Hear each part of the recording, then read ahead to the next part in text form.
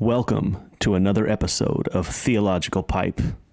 News, culture, sports, politics, and everything else from a theological perspective. It's all summed up in love. What should I do? Tell me. God is good. Give it to me, give it to me, give it to me, give me peace. Give me peace. Put that in your theological pipe and smoke it. Hey, welcome to another episode of Theological Pipe, the mobile version, nighttime driving. So if you can't see me on YouTube, man, I apologize. Driving home from church. If you're watching on YouTube, hit subscribe, like, comment. If you're listening on Apple or Google or Spotify, subscribe to us. Appreciate everyone listening. I'm going to get right into it, as I drive home. Wanted to talk a little bit, the whole idea of Theological Pipe is to cover things, again, from a theological perspective, which for me is there's a God. And there is a God, and because there's a God, I think when we as believers in God, if you believe in God or even think there might be a God, I think we should view things from that perspective. We should view things from the fact that there is a God, and because there's a God, we need to live our lives with that in mind when it comes to the way we live and the way we act and the way we treat people. Yesterday, I ended the podcast talking about how as believers, we are supposed to take care of people that are in need. We're supposed to take care of people that are hurting and people that are struggling. Jesus talked about it in Matthew chapter 25. Whatever you did to the least of these, you did to me.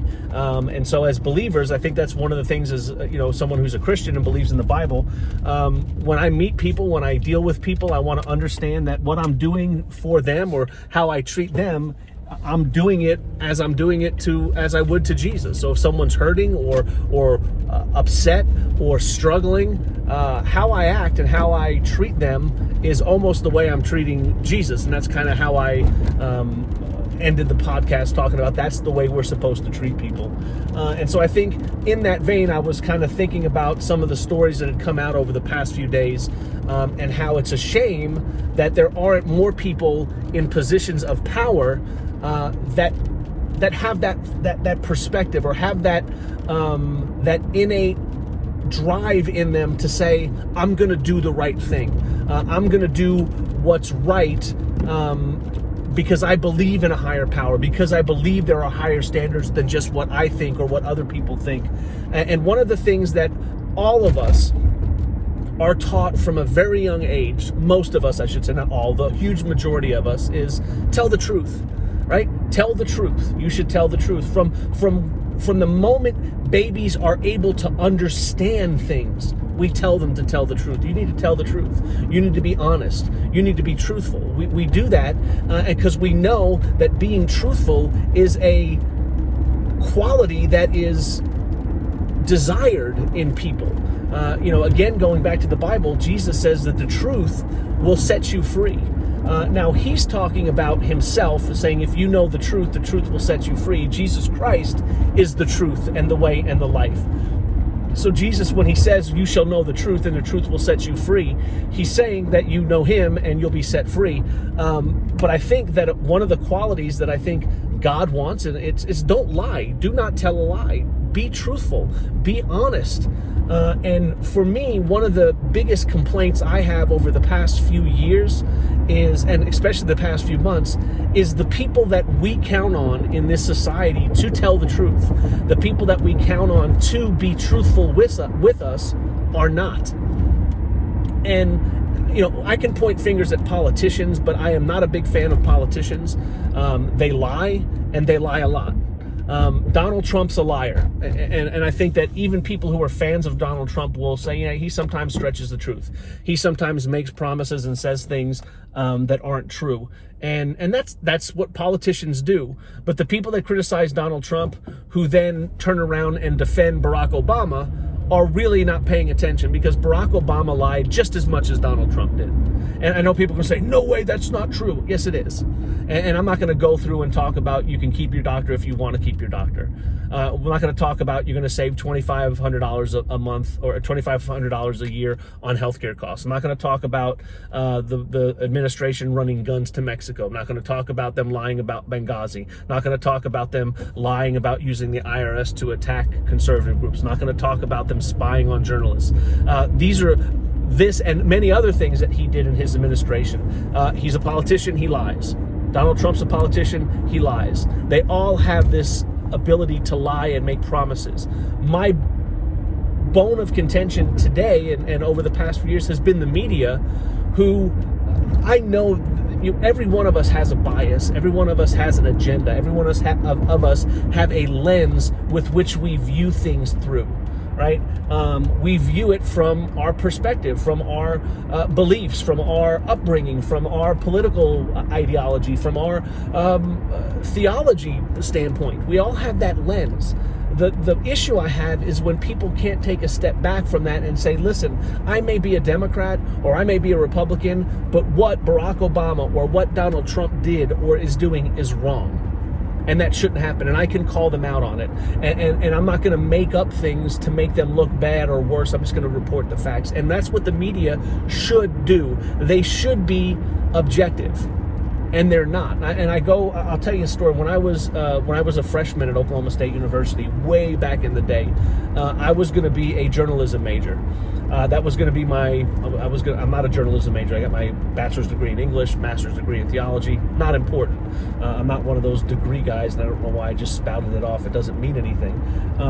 But I was going to be a journalism major, and in my first journalism class, the professor said, hey, you're going to write a feature article. It's got to be 3 to 4 pages long. He gave us a word count. He said, if you guys do this well enough and it's a good enough story, it's possible that we'll put it into the O'Colly.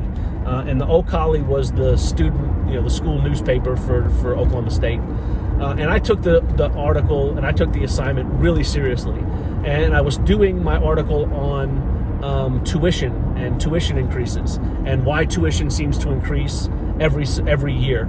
And so I talked to the bursar. I went and talked to like a VP of financial aid, and I talked to a lot of people. I did some interviews on campus and asked them why tuition increases, and I really did a good job on the article, wrote it, was really proud of it, and submitted it. And I kind of had an idea, like, this article is probably different than the other articles people are writing, because I remember talking to students and they were writing these, like, what I would call fluff pieces, and here I was writing something that actually might be able to make it into the paper. I get my paper back, and flipping through the pages, and the first page, there's not really any red marks. I'm like, this is sweet. Second page, couple circles, but the circles had notes written on them saying, well done, good word choice, good transition. I'm like, this is sweet. Next page, a couple other positive remarks. Turn the page over, there's my grade. It's a 72%. And it says minus 25. And on the last sentence, and I'm not going to get this last sentence perfect, but it basically was saying, tuition has increased, 2% over the past 10 years. I wonder if it will increase again this year. And he had circled the letter I about 20 times in red, minus 25 points. And his note was to the effect of, this is not an opinion piece. This is a news story. Your opinion is irrelevant. Minus 25 points, 72%. If I had left that sentence out, I would have had a 97%. So I was really bummed, and I was like, I can't believe it. And I kind of like, yeah, it's an opinion piece. It's not an opinion piece. Why'd I put I in there? My opinion doesn't matter. I shouldn't have done it. I knew the rules. We had talked about it. So I went to talk to him after class, and he said, hey, listen, he said, this article was really well written, and he goes, it would be included in the newspaper if you hadn't included that last sentence. To which I responded, hey, what if I take that last sentence out? And he responded, no, you're going to learn a lesson right now. When you're writing news, you write the news, and you don't slant it or you don't put your opinion in it. He goes, well done. He goes, but you're not writing an opinion piece. And I'll never forget that, and that's always stuck with me. And at least there was one journalism professor that said, report the news. You don't report your opinion. You don't report what you think are the facts. And you don't sway it or slant it one way. Just tell the facts. And that's always stuck with me. And that leads me to what's happened over the past couple days, and it blows my mind. I mean, I've never been on the side that the press is the enemy of the people. You know, Donald Trump has used that phrase because of a lot of the things that they do and the lies that they tell about him and the way they slant stories. But man, I'm telling you, over the past few months, they're the end. The press is horrible. And yes, Fox News is a right-leaning press organization. I don't think that's even in question. But there's no doubt that CNN, MSNBC, ABC, CBS, NBC, the Washington Post, the New York Times, the New Yorker, and you can list any other news, the Huffington Post, just list any other site, any other organization, they're all left-wing. They all lean left. And it's amazing to me that even then, if you have a right-wing bias or left-wing bias, again, that's fine to a point, but I think journalists should rise above that every once in a while and should strive to tell the truth, even if it's from a certain perspective. They should really, really strive to tell the truth and not try to sway things or move things. And it's no doubt over the past few days that The Atlantic, and I think his name is Jeffrey Goldberg, and then Bob Woodward has a book coming out. Both of these, there's two stories that came out. Yesterday it was The Atlantic, and within 2 hours of the stories coming out, it was basically blown up and refuted. Jeffrey Goldberg in The Atlantic had said that there was Trump was going to go visit the gravesite, I think it was in France, of some veterans, and the story was that he didn't go, and Goldberg in The Atlantic is saying he didn't go because he called the military people that were buried losers. And he hated the military, and he was up, you know, he would badmouth them, and I'm like, well, that doesn't make sense. And his source was an anonymous source. So he had an anonymous source saying that Trump said the people in the graves and people that die in war are losers. Just didn't sound right. And then you had other anonymous sources confirming what an anonymous source said. And I was like, that's not how it works. Anonymous sources don't confirm anonymous sources. That's just silly to me. And so I'm like, this is weird. So at the end of, within a few hours, you had about 3 or 4 sources confirming supposedly the story in The Atlantic that Trump disparaged the media, or Trump disparaged the military. Within a few hours, you had 21 on-the-record sources saying that it didn't happen, that they were there, and that the reason he didn't go to the grave was because of the weather, and they had emails showing that that was the case, and that he never said the thing about losers. Now, he did call John McCain a loser, but he was referring to John McCain losing to Barack Obama. He wasn't a fan of McCain's, and I be nice to McCain, he's a war hero. But man, they twisted the story, and within a couple hours, the story fell apart. And instead of doing the right thing and coming out and saying, yeah, we're sorry, we had some sources, and, you know, we have 21 now on the record sources saying it didn't happen, so we reported something erroneous, we retract it, we apologize. Nope, they doubled down on it, they tripled down on it, and they had other media members from CNN, from MSNBC, from the New York Times, from the Huffington Post, from all these silly sites saying, no, anonymous sources aren't anonymous to the reporter. Well, sometimes they are. And if you have an anonymous source confirming what an anonymous source said, what is that? It's shoddy reporting. It's idiotic reporting. And they stood by it, and the story fell apart. And basically what they wanted to do was to make Trump look bad. And it really did the opposite. It made them look horrible. Whether you like Trump or not, that story was trash. Beyond trash. It was the silliest thing you've ever seen. So then today, Bob Woodward's going to put out his book. I think it's called Rage, and he's interviewed Trump, and he has tapes of interviews with Trump, and they were talking about Trump's COVID response, and Woodward comes out and says, hey, in January and February, Trump knew that the virus was serious, but downplayed it. That was the quote. And the quote was, I downplayed the virus. I downplayed the virus all the time. And that was the quote. And then, of course, the media, the mainstream media, the left-wingers come on and say, hey, look at this. He's responsible for people dying. Can you believe he downplayed the virus, knowing it was serious? This is ridiculous. This is horrible. Took me about 2 minutes of research. 2 minutes. I'm not joking. 2 minutes. I'm a nobody. I'm not a media guy. I'm not plugged in anywhere. It took me 2 minutes of research to find the quote, the full quote, and to listen to the audio. And the quote is, I downplayed the virus. I downplay the virus all the time because I didn't want to start a panic. That's the full quote. Cut it in half, it makes him look bad. Use the whole quote, not so bad anymore. And when he quoted that, when he gave that to Woodward, at that time, he was banning travel from China. He was banning travel from Europe. He was shutting the borders. He was, making factories, using those executive powers to have factories make ventilators. He was putting ships in harbors over. I'm not saying Trump did everything right. And I know his tweets are stupid, and I know he says stupid things. But at the time he gave that quote that I downplayed it because I didn't want to start a panic, he was also, again, banning travel, and he was also having restrictions. And when he was doing that, Nancy Pelosi and Joe Biden and Bernie Sanders and council people from New York and Governor Cuomo and Bill de Blasio, they were all criticizing him for overhyping it. And you have video of them in February, in March, saying, hey, come ride the subway. Hey, come to Chinatown and hang out. Hey, come to Mardi Gras. Let's have a party. Hey, let's do these things. So while Trump was doing at least something, they were criticizing him for doing too much. And now the quote is taken way out of context. They use half of it. They don't use the whole quote.